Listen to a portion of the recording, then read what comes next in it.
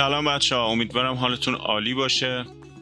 امروز میخوام یه هوش مصنوعی بهتون معرفی بکنم، چون خیلی از دوستان پرسیده بودن که یه هوش مصنوعی اگه بشه بهمون معرفی بکنی که بشه عکسامون رو باش به وکتور تبدیل بکنیم و بتونیم خروجی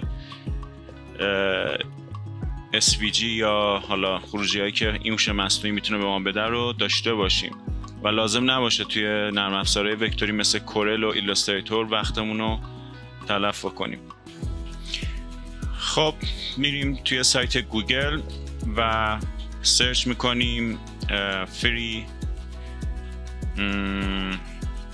convert image to vector و سرچ میکنیم ببینیم که چه هوش مصنوعی برامون باز میکنه. وکتور ماجیک هست، freeconvert.com هست، اوتوتریسر هست و همون اولیه رو وارد میشیم ببینیم که به چه صورته و رایگان هست یا نه. خب گفته که عکستون رو اینجا درگ کنید، ما هم کلیک میکنیم و این عکس رو بهش میدیم، ثبت میکنیم تا آنالیزش بکنه و ببینیم که آیا کیفیتش خوبه و چه فرمتی رو بهمون تحویل میده.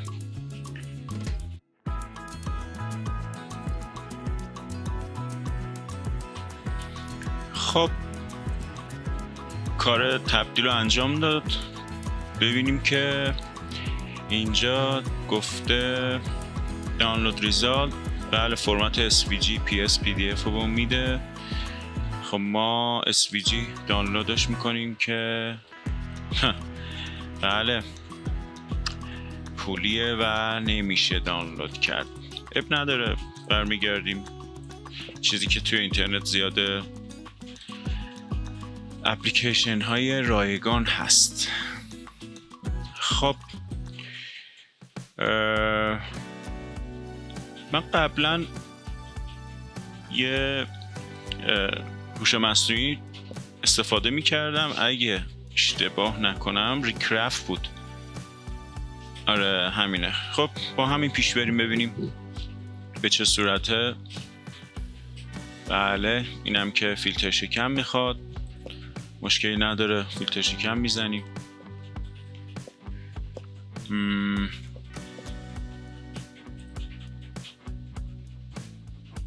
اینم از فیلتر شکن. یه بار دیگه سایت رو لود میکنیم. خب روی این دکمه کلیک میکنیم، با ایمیلمون لاگین میکنیم، یه پروژه جدید باز میکنیم. خب اینجا که گفته میتونی عکس‌ها و رسترها رو اینجا آپلود کنی. اینجا هم که قسمت وکتورا هست، اینم مکاوب فکرم جدید گذاشته. حالا با اینا کاری نداریم، ما میخوایم عکسمون رو به وکتور تبدیل کنیم دیگه. پس روی این کلیک میکنیم و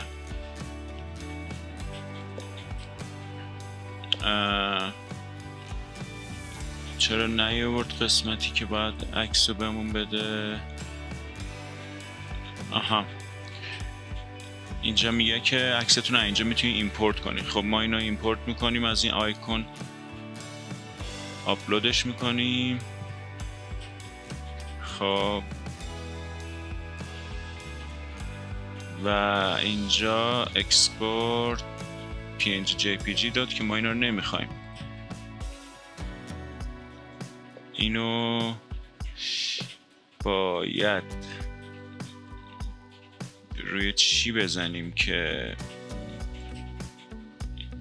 ما الان میخوایم اینو برامون. آها تو منو وکتورایز. آره توی منو کلمه یعنی گزینه وکتورایز رو انتخاب میکنیم، ثبت میکنیم تا آنالیز بکنه عکس رو و تبدیلش کنه، ببینیم فرمت به درد بخوری بهمون میده یا نه. خب انجام شد. توی اکسپورت بله فرمت SVG چیزی که به دردمون میخوره. خب میایم و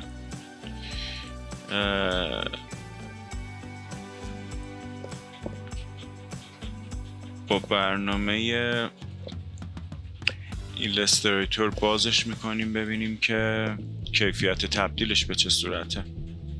عالی، ببینید خیلی قشنگ همه چی رو تبدیل کرده.